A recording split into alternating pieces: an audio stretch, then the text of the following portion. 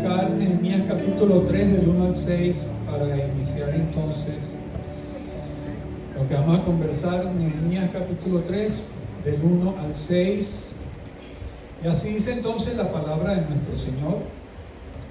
Entonces se levantó el sumo sacerdote Eliasib con sus hermanos, los sacerdotes, y edificaron la puerta de las ovejas. Ellos arreglaron y levantaron sus puertas hasta la torre de Jamea y edificaron hasta la torre de Hananeel.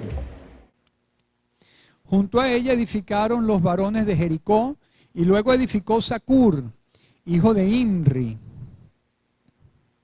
Los hijos de Sená edificaron la puerta del pescado. Ellos la enmaderaron y levantaron sus puertas y con sus cerraduras y sus cerrojos. Junto a ellos restauró Meremot, hijo de Urías, hijo de Cos, y al lado de ellos restauró Mesulam, hijo de Berequías, hijo de Mesesabeel. Junto a ellos restauró Sadoc, hijo de Bana, e inmediato a ellos restauraron los tecoitas, pero sus grandes no se presentaron para ayudar a la obra de su señor. La puerta vieja fue restaurada por Joiada, hijo de Pasea, y Mesulam, hijo de Besodías. Ellos la enmaderaron y levantaron sus puertas con sus cerraduras y cerrojos, y lo vamos a detener allí. Oramos y entonces volvemos al tema, ¿sí?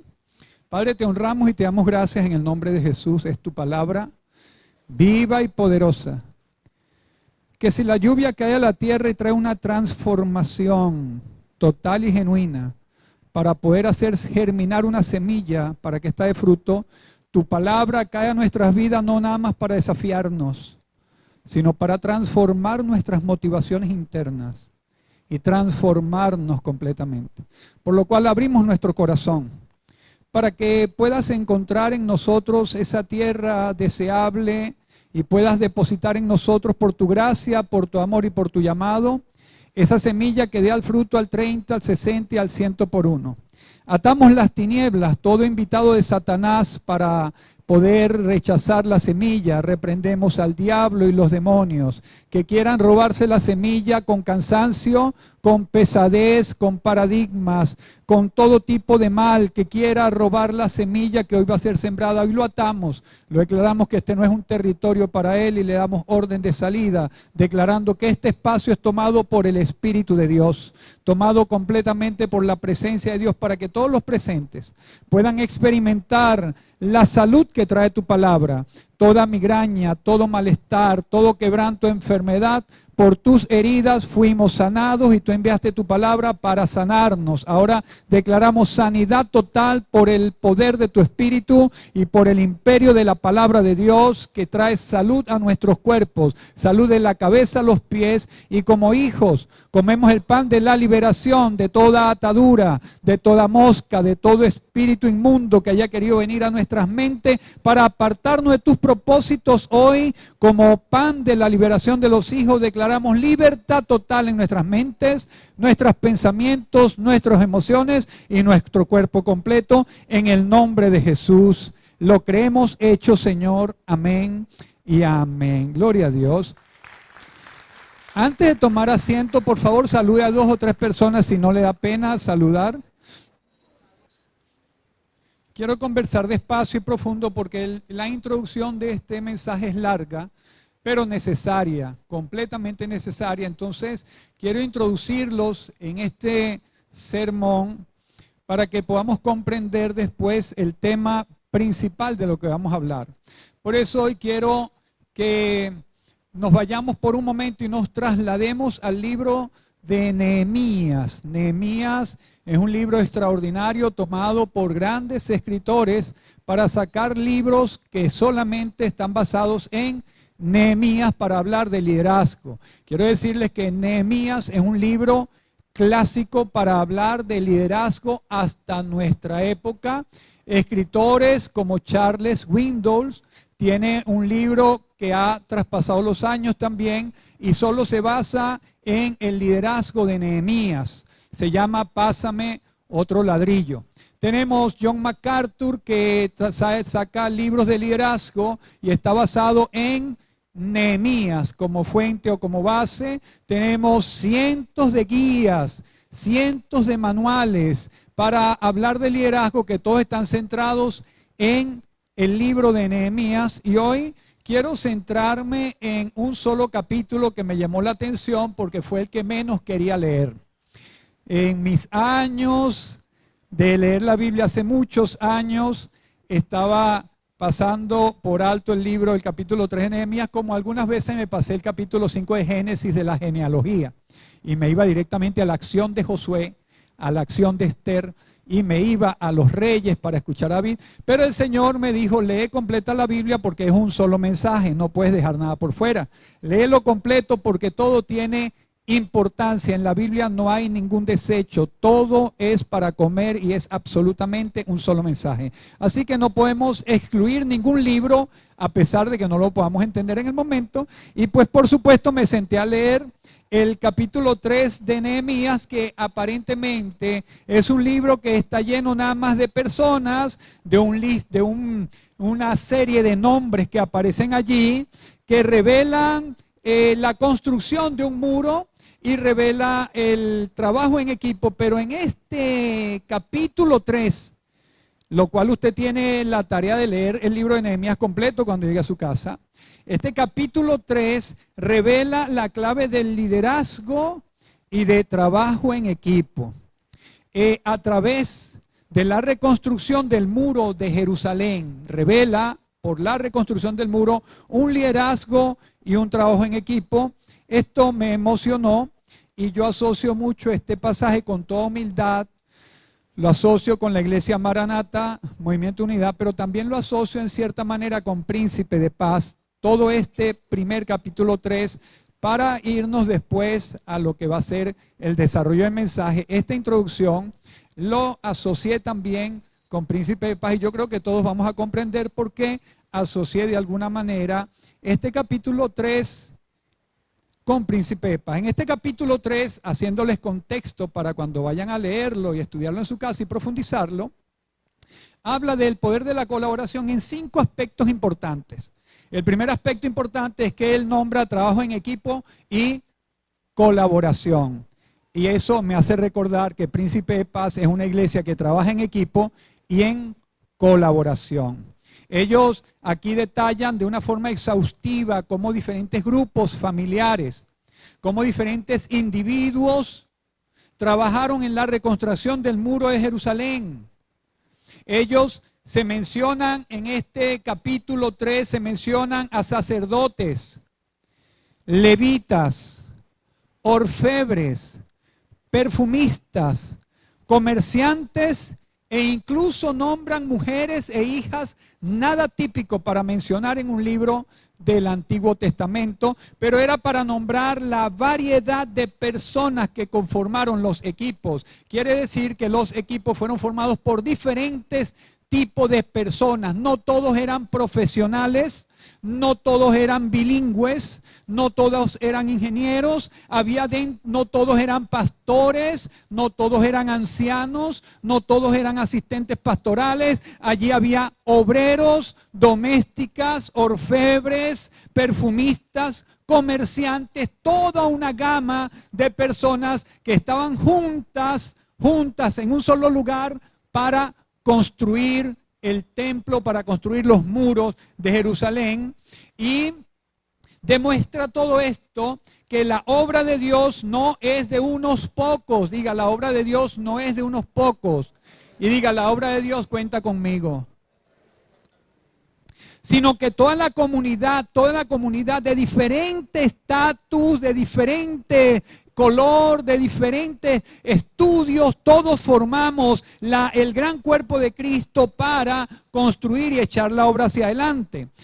Cada uno, por supuesto, aportando de sus capacidades, aportando de sus talentos y aportando de su área de influencia, de su esfera donde Dios lo ha llamado. Entonces, esto era un gran equipo diverso. de mucha gente que estaba trabajando todos por unidad. Esto lo resalta el capítulo 3 como uno de los 5 aspectos, recuerden, solo estoy hablando del capítulo 3, y resalta 5 aspectos. Y el segundo es que resalta que había una organización y asignación de tareas. Cuando usted lo vea, lo va a poder examinar. Nehemías motivó al pueblo y organizó la obra de manera estratégica, es decir, abrió ministerios. Nehemías abrió diferentes grupos, se dividieron las secciones del muro y las puertas, asignando responsabilidades específicas a cada grupo. Quiere decir que las aperturas de ministerios no es algo que inventamos nosotros, o inventa el apóstol, o inventa Príncipe de Paz. Es un principio de organización y asignación de tareas. Para que un movimiento, una obra funcione, tiene que haber delegación de responsabilidades, delegación de autoridades, porque las responsabilidades nunca se delegan, solo se delegan las autoridades. Y entonces dividieron secciones, así como en Príncipe de Paz abrimos secciones: artes culinarias para que cubra una parte de la visión, sonido cubre otra parte de la visión, redes cubre otra parte de la visión, el ministerio de la prédica y la enseñanza cumple parte de la visión, seguridad cumple parte de la visión, danza cumple parte de la visión, porque es asignación de tareas y organización, asignando responsabilidades a cada grupo. ¿Se va entendiendo? El principio de Nehemías es un orden de liderazgo. El capítulo 3 habla el tercer punto de la unidad en la diversidad. Extraordinario. A pesar de la variedad de profesionales que había, a pesar del trasfondo económico que había, a pesar del trasfondo de los trabajadores que habían, artesanos que habían, ricos, pobres, bachilleres, profesionales, personas sin estudios o sin formación, todos juntos en esa diversidad formaban una unidad. Nadie era más que nadie, todos eran importantes. No había ningún tipo de clasismo, de elitismo, todo era una unidad, porque todos estaban trabajando conforme a un propósito: la reconstrucción del muro y la honra a Dios a través del trabajo. Eso unió a diferentes individuos para trabajar juntos. Es decir, que la unidad se produce cuando tenemos un solo propósito. Todos nos unimos cuando hay un solo propósito, no importa lo diferente que podamos ser. Por eso yo creo que aquí en Príncipe de Paz no tenemos un problema de eso, porque aquí hay una visión para que todos trabajemos conforme a esa visión, porque la unidad de propósito supera las diferencias individuales, porque todos estamos juntos con un solo propósito, con una sola visión. Lo cuarto que había en esta introducción del capítulo 3 de Nehemías es que había compromiso y diligencia. El capítulo 3 resalta la dedicación de los trabajadores.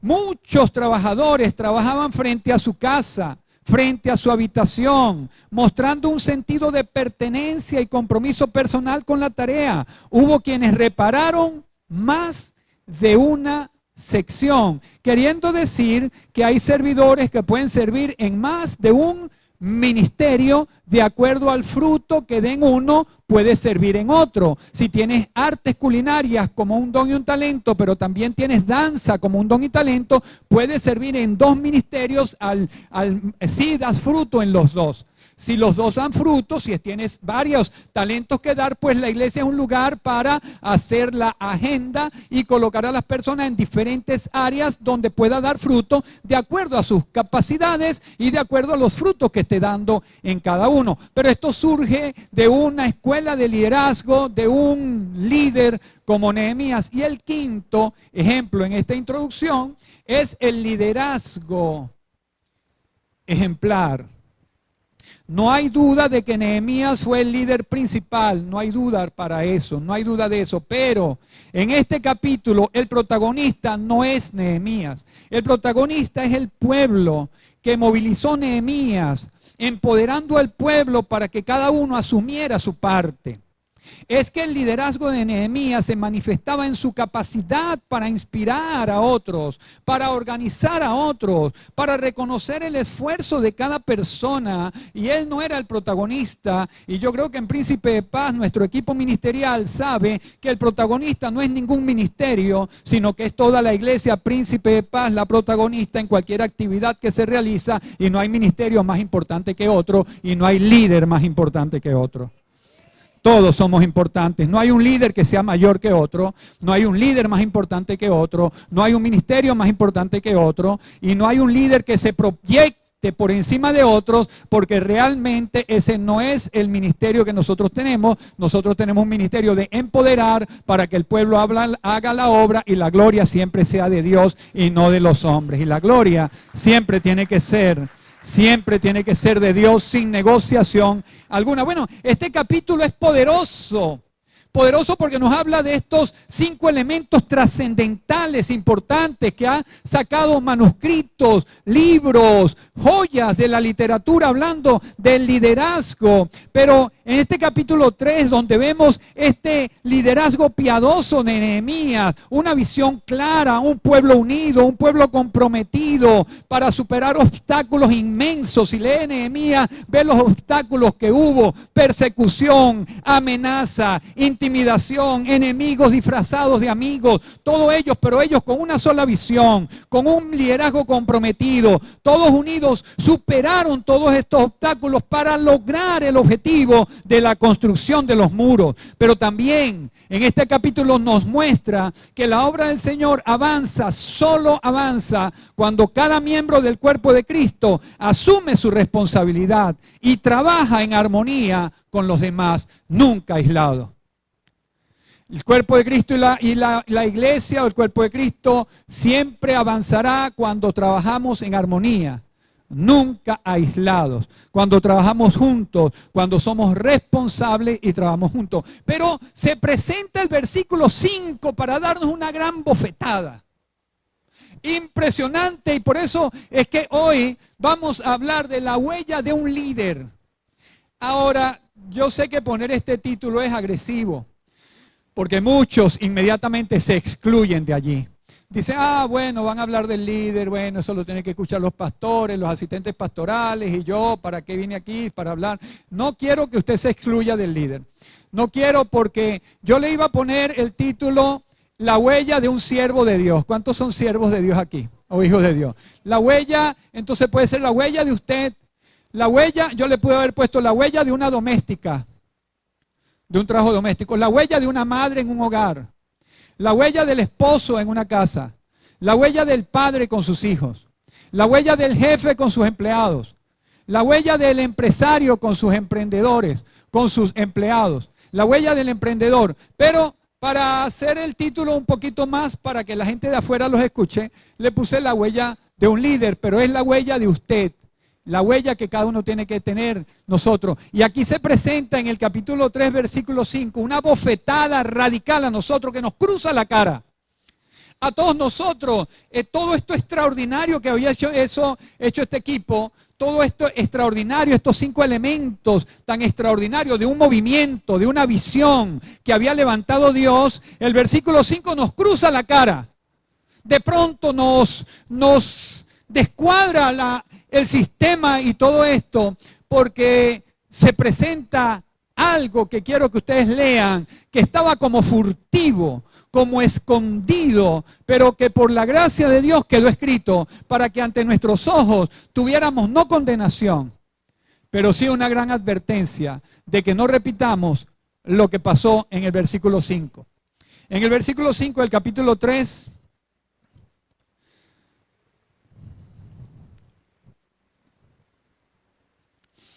los hijos de Sená edificaron la puerta del pescado. El 5, perdón. E inmediato a ellos restauraron los tecoitas. Este es el único versículo que habla esto. Los demás es toda la reconstrucción, quién hizo cada obra. Pero este es el único versículo que nombra. E inmediato a ellos restauraron los tecoitas. Pero sus grandes no se presentaron para ayudar a la obra de su Señor. Es una bofetada directa, porque los grandes no se presentaron a la obra del Señor. Y aquí es donde el Señor nos llama a que un liderazgo, usted y yo como padres, como hijos, como esposos, como sea, tenemos que dejar 3 marcas en nuestra sociedad o 3 huellas profundas en la sociedad. Los tecoitas fueron los nobles los que no se presentaron. Fueron los líderes los que no se presentaron a la obra del Señor. Estaban artesanos y estaban familias, pero los líderes tenían demasiada arrogancia para ensuciarse las manos con los pobres, con los plebeyos del campo. Y entonces el líder, porque hay personas que cuando no tienen nada es humildita, Dios te bendiga hermano, Dios te bendiga hermana, siéntate por aquí, pero cuando tiene un líder es tráeme café, tráeme, límpiamela, esto. Es como que si se transformaran por dentro, porque parece que hay personas que no tienen grandeza para ser grandes. Porque hay personas que deben saber que la gloria es como un chicle, que se mastica y se escupe, porque toda la gloria es de Dios, y a usted lo pueden aplaudir, pero tiene que escupir la gloria y decir, toda la gloria y todo el aplauso es para Dios, pero hay personas que se comen la gloria y dicen, yo sí, yo no, pónganme alfombra. Los tecoitas nos muestran a nosotros una... No estoy bravo, estoy conversando. Estoy tranquilo, lo que los quiero es ubicar en que no los estamos condenando, estamos haciendo una advertencia que los tecoitas vieron que ellos no fueron a la obra de su Señor. ¿Qué estaban haciendo? No importa lo que estaban haciendo, pero dice que los nobles y los líderes, los grandes, no quisieron ir, porque tal vez no que se quisieron mezclar y ensuciarse las manos con los plebeyos. Yo soy muy grande para... yo estudié mucho para mezclarme aquí. Yo de ingeniero agropecuario a trabajar con este que no sabe letras. Yo déjalo que ellos limpien y barran. Cuando hagan algo más de mi altura que me llamen.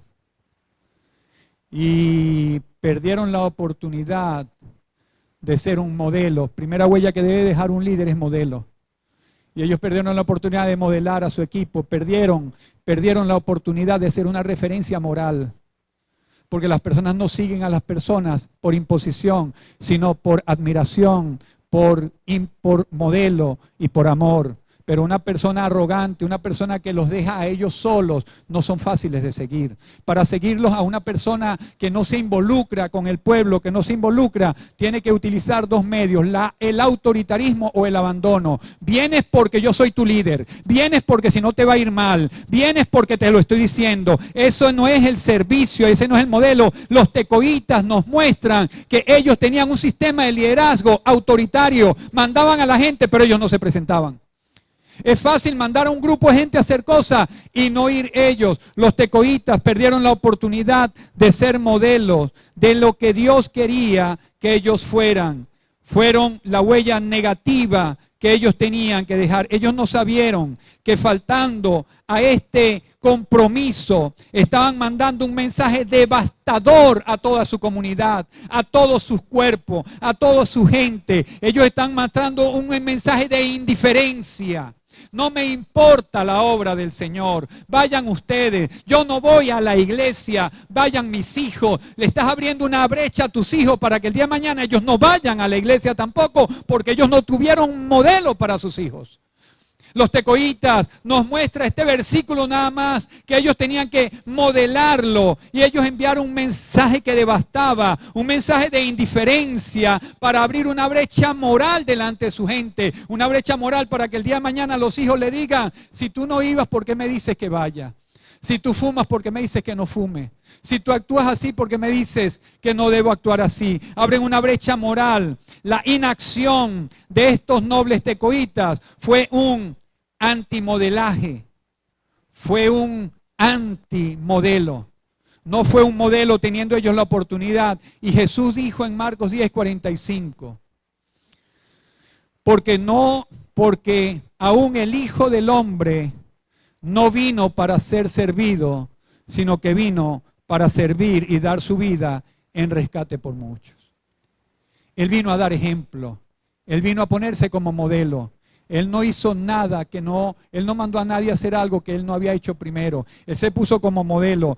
La segunda huella del liderazgo que perdieron los tecoitas por no asistir fue que no dejaron un legado generacional, no pensaron generacionalmente. Las personas creen que el liderazgo mío es hoy nada más, o la paternidad mía es hoy nada más, o la maternidad mía es hoy nada más, o ser líder es hoy nada más, sin tener conciencia, como dice Dante Gebel apropiadamente, conciencia de multitud.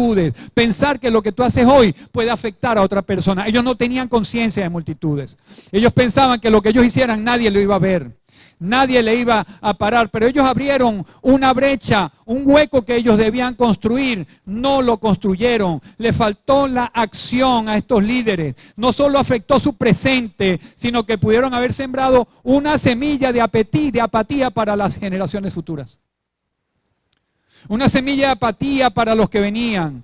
Y un verdadero líder forma, capacita, entrena, se monta en los hombros de un legado más grande, de hombres más grandes que los han precedido para dejar un gran legado en la tierra. Pero los grandes de los tecoitas fallaron en esta responsabilidad. Y Jesús dijo en Mateo 28, 19, 20, por tanto, vayan y hagan discípulos a todas las naciones, bautizándolos en el nombre del Padre, del Hijo y del Espíritu Santo, enseñándoles a guardar todas las cosas que les he mandado, y yo estoy con ustedes todos los días hasta el fin del mundo. Jesús pensó en generaciones, pensó en no nada más Él, sino pensó en nosotros.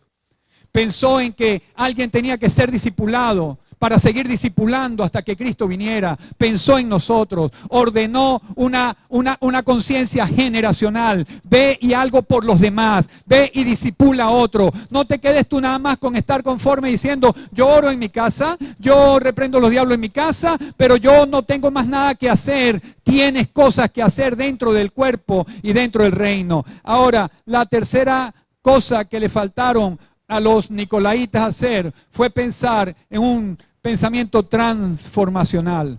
Transformación es la palabra de boca de hoy en día. Esto no es un pensamiento ahorita, esto es lo que se está hablando afuera en las calles.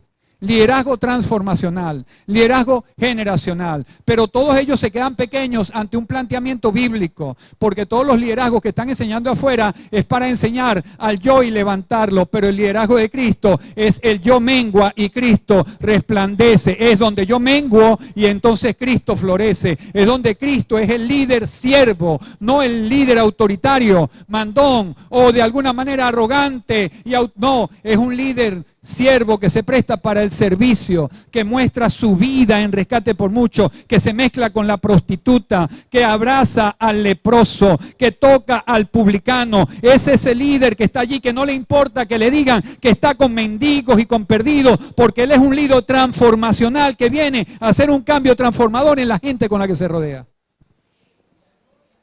No es alguien que se aísla a un grupo élite, a un grupo elitesco donde se siente cómodo. Es alguien que va a casa de un publicano a ser criticado y a ser juzgado, pero a decir, yo no he venido a buscar justos al arrepentimiento, sino a pecadores al arrepentimiento. Y gracias a Dios por eso, porque yo soy el primero que me considero que fui alcanzado porque fui pecador y porque soy pecador y Él me vino a limpiar. Y gracias a Dios por pensar en mí, en el tiempo y el espacio y considerarme a mí en su lista generacional y transformador. Yo he venido para que tengan vida y vida en abundancia. Él vino a transformar nuestra vida pobre, triste, abandonada, sin sentido, sin propósito, o llenos de orgullo, o llenos de complejos. Vino a transformarnos como hijos de Dios para que tengamos una vida y una vida en abundancia. Nehemías se levanta en un tiempo donde hay sequía espiritual. Y déjenme decirle algo a todos los que están acá. Van a haber tiempos de sequía espiritual individual. Van a experimentar sequía espiritual. Y todos vamos a experimentar sequía espiritual. Vamos a decir, yo creo que estoy seco espiritualmente. Y lo primero que van a hacer es buscar a alguien a quien echarle la culpa. Esa es la iglesia. Ese es por el pastor que estoy frío. Mira, si fuera por el pastor que estoy frío, usted fuera por el pastor un hombre que tuviera 2 posgrados de universidad. Así que no eche cuento. Pues si va a echar la culpa por lo malo, eche la culpa por lo bueno también. tuviera un apartamento propio, carro propio, un ministerio y ya fuera pastor. Si es por mí, usted tuviera todo lo que yo tengo. No vaya a aplicarme nada más lo malo. Sí, entonces cuando está frío es porque frío está el pastor, es porque frío está el ministerio. Es que es la culpa de Eva, porque tenemos esa esencia adámica de buscar la culpa. Cuando usted esté seco espiritualmente, por favor recuerde algo. Busque la palabra de Dios en vez de estar buscando culpable. Es porque se ha alejado de la palabra de Dios y tiene que volver corriendo a la palabra de Dios. Cuando esté seco espiritualmente, corra a la oración. Nehemías fue un hombre que dio modelo de trabajo. Nehemías fue un hombre que pensó generacionalmente para reconstruir el muro. Nehemías fue un hombre que pensó en la transformación de un pueblo frío. Ve al libro de Nehemías, gente usurera entre ellos, gentes que entre ellos se trataban mal, gente que eran coterráneos, que eran de la misma estirpe hebrea, eran judíos y entre ellos había abusos y excesos. Y Nehemías llegó a un lugar seco espiritualmente y no empezó a echarle culpa a nadie, sino que empezó a decir, aquí hay algo que hay que hacer, volvamos a la palabra de Dios porque esta sequía se va a ir, porque la palabra de Dios es el ancla de nosotros. Llevó a la gente a la oración. Vamos a orar. Ve el libro de Nehemías y lo siguiente que hace es llevarlos a orar.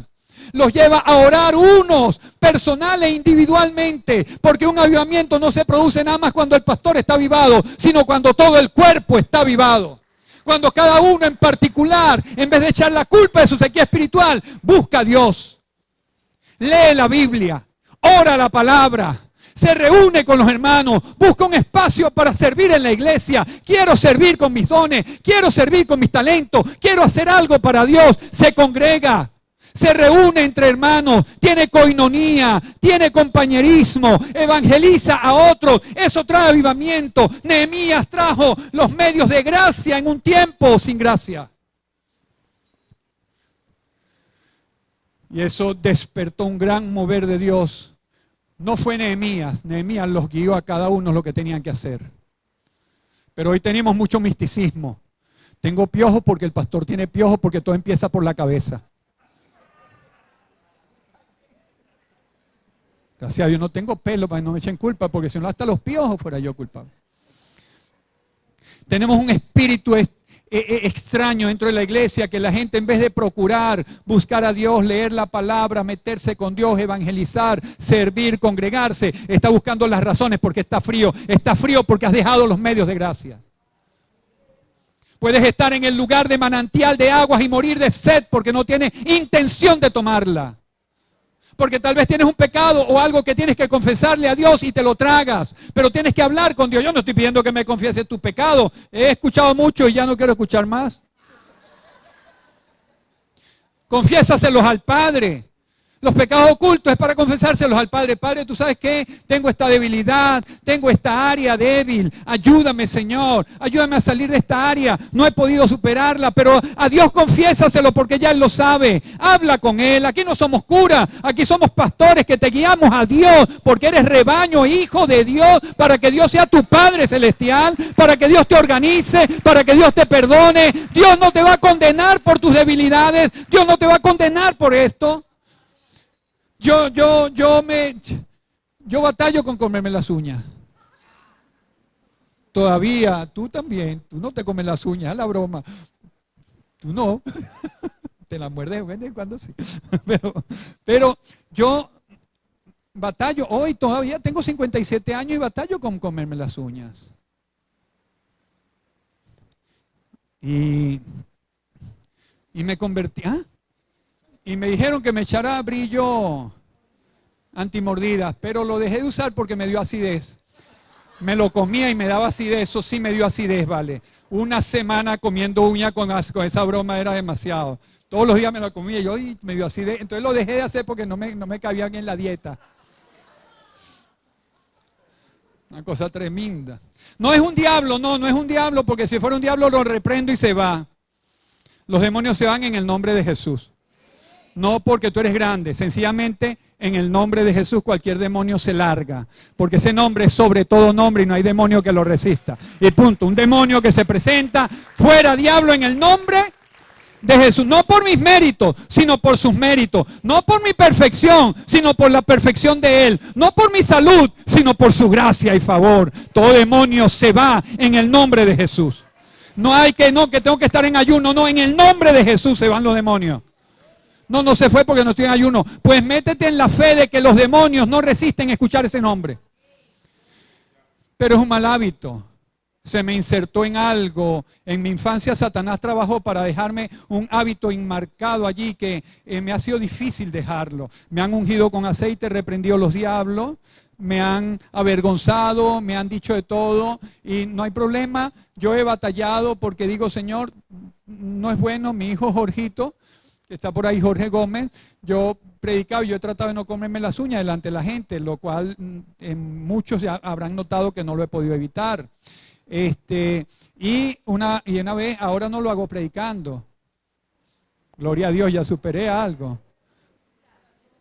Pero es un avance, pero antes sí predicaba y entonces mientras predicaba un día se me salía un cuerito y predicaba, me lo jalaba. Y entonces un día me dice Jorli que Jorgito estaba en la casa y agarró el micrófono. Y entonces cuando agarró el micrófono para predicar, predicaba y hacía así. Y yo le dice, ya va, ¿por qué tú te estás comiendo las uñas así? Porque el pastor lo hace. Lo llamé y le dije, papi, no imites lo malo de mí, imita solo lo de Cristo. Y yo le voy a decir a todos ustedes, por favor, no imiten lo malo mío. Solo lo que Cristo, lo que vean bueno en mí es de Cristo, imiten eso. Si usted ve algo bueno en mí, sepa con seguridad, segura y certeza que no soy yo, es Cristo en mí. Todo lo bueno que usted vea que fluya de mí, es Cristo en mí. No diga, ese pastor es buena gente. No. Es Cristo en él que hace la obra. Es Cristo que muestra su bondad y su grandeza. No me diga bueno nunca. Solo bueno es Dios. Pero lo malo, no me imite. No me imite cuando yo hago algo incorrecto por allí. Y estoy batallando con eso porque no quiero modelar eso en ninguna parte. Pero a los 24 años yo me convertí, pero yo nací con asma. Me dijeron que nací con asma y desde pequeño nací asmático. Por alguna razón, desde pequeño me tenían en la clínica 5 estrellas llamado Hospital Periférico de Katia. Y estuve en ese Hospital Periférico de Katia 5 estrellas y allí fue donde me atendieron. Vivíamos en Los Frailes, teníamos nuestros recursos básicos, no teníamos seguro. Y yo salía de mi casa, de una casa que estábamos bien acomodados. Nos pudimos distribuir 3 habitaciones para todos. Nos acomodamos bien. Y pudimos salir de allí. Y cada noche me llevaban al hospital, haciendo la historia larga corta. No había taxi, no había carro, no había nada. Y me llevaban desde Los Frailes Katia cargado hasta el hospital corriendo para que me pusieran un inhalador y cosas, una inyección para que yo respirara oxígeno.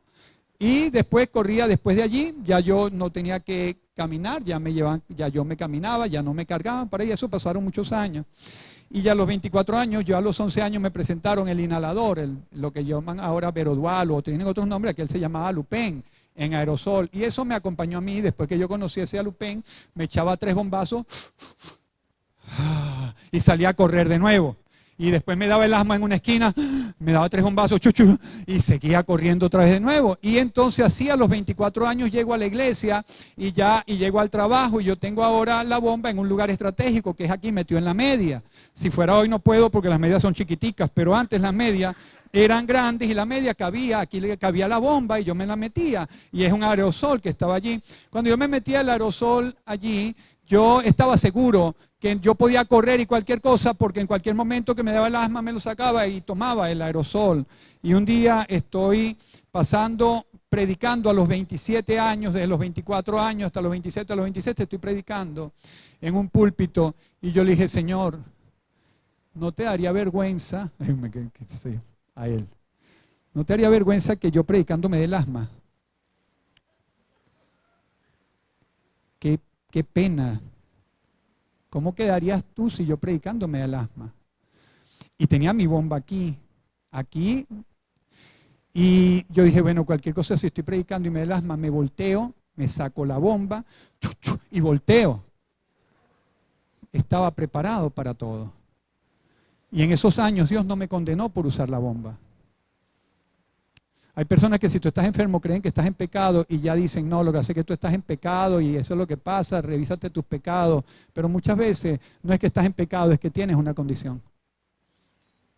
Tienes una condición física, patológica, que tiene que ser atendida, ida a la cruz. Entonces escuché la palabra del Señor y yo quería modelar diferente. Yo no quería que me vieran las personas tomando bomba para que ellos tampoco tomaran bomba. Yo no quería abrir esa brecha por mis hijos. Yo no quería que mis hijos heredaran esa dependencia de la bomba, que mis hijos tuvieran que depender del asma y tuvieran que comerse las uñas. Pero mi hija hasta a cierta edad se comía las uñas igual que yo. Y yo no sé si hablamos, pero un día mi hija se pintó las uñas y dijo, más nunca me como las uñas. Y más nunca se las comió. Pero fue Dios con ella, porque si fuera viéndome a mí,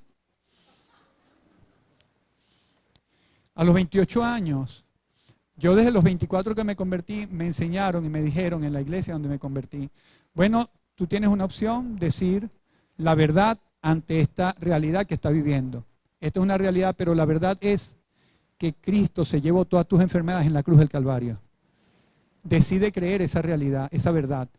Y entonces yo dije, bueno, voy a creer esa verdad y voy a cambiarme la mentira y voy a empezar a creer, por las llagas de Cristo he sido sanado.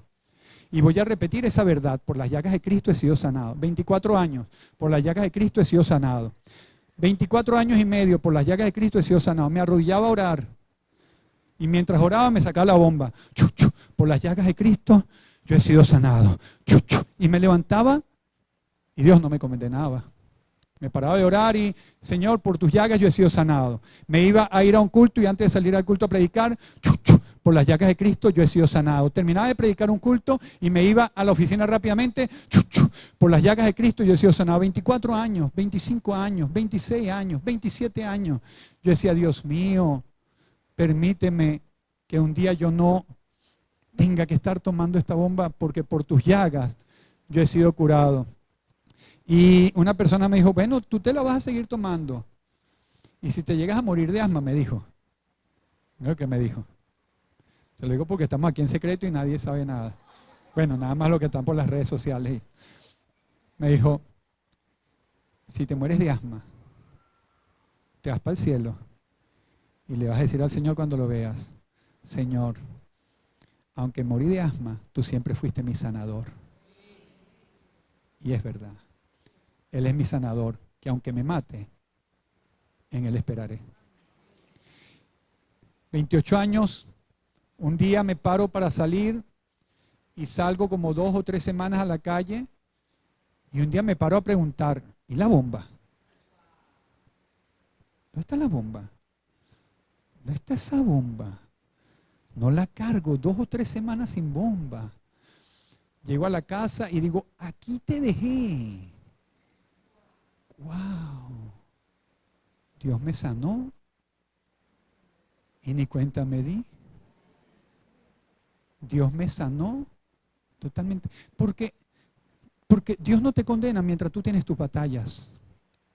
Porque hay sanidades que se producen en el acto. El Señor sanó al ciego en el acto. Lo curó en el acto. Pero a los 10 leprosos le dijo, vayan, muéstrense al sacerdote.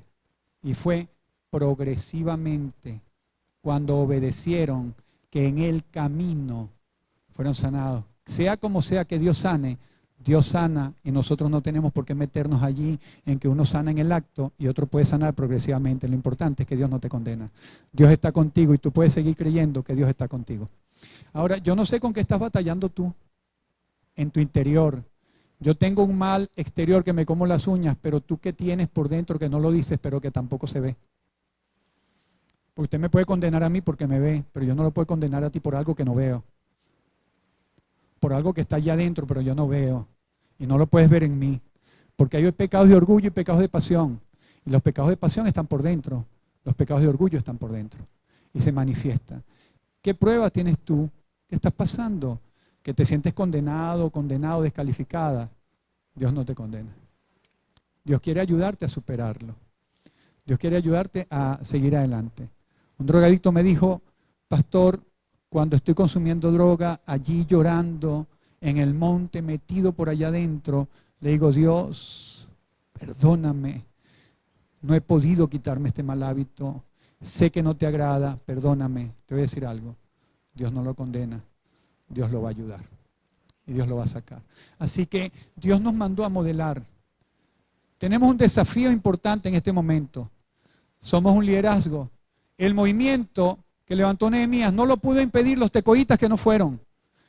Ellos perdieron la oportunidad de ser parte de un gran movimiento, parte de una gran transformación, parte de un gran trabajo en equipo, parte de una gran construcción, parte de una gran logística, parte de un gran equipo, de un gran ministerio, de unas grandes oportunidades para ver todo el muro construido. Yo no quiero ver a los tecoitas diciendo, wow, nosotros ni parte formamos en esto. Y a los que ellos estaban liderando decir, pero es que ustedes no nos dieron ejemplo a nosotros, para nosotros, y por eso muchos no estamos ni siquiera en el muro, ni lo reconstruimos, y lo que reconstruimos fue porque dejamos de verte a ti para poder ver a Dios y seguir el ministerio y seguir el legado que queríamos seguir. Es decir, que tenemos una gran responsabilidad nosotros, ser modelos. Modelos en nuestro, no modelos nada más en la iglesia, modelos en la casa, en la familia, en el trabajo, ser modelos que marquemos, tengamos, lo segundo, tenemos que tener una conciencia generacional, que no solo me estoy viendo yo, puedo afectar a una generación completa. Y lo tercero, tengo que tener una mente transformacional, que yo puedo generar un cambio en una comunidad, en una familia, en una empresa o en una iglesia completamente, porque Nehemías logró estas tres cosas. Fue ejemplo, que pensó en las generaciones y transformó una nación completa de apocados, de fríos y de molestos en un avivamiento extraordinario para que todos construyeran un muro que fue un emblema para la institución, para la nación de Israel. Una sola persona, viva, motivada, con pensamientos de modelaje, con pensamiento de generación y con pensamiento transformacional, que sabe leer la palabra, que ora a Dios, que se congrega, que sirve, que evangeliza, que tiene la vida centrada en Dios, puede ser un elemento de cambio, no solo en su casa, sino en una iglesia y en una sociedad completa. Todos juntos, como un solo hombre. Póngase de pie, por favor.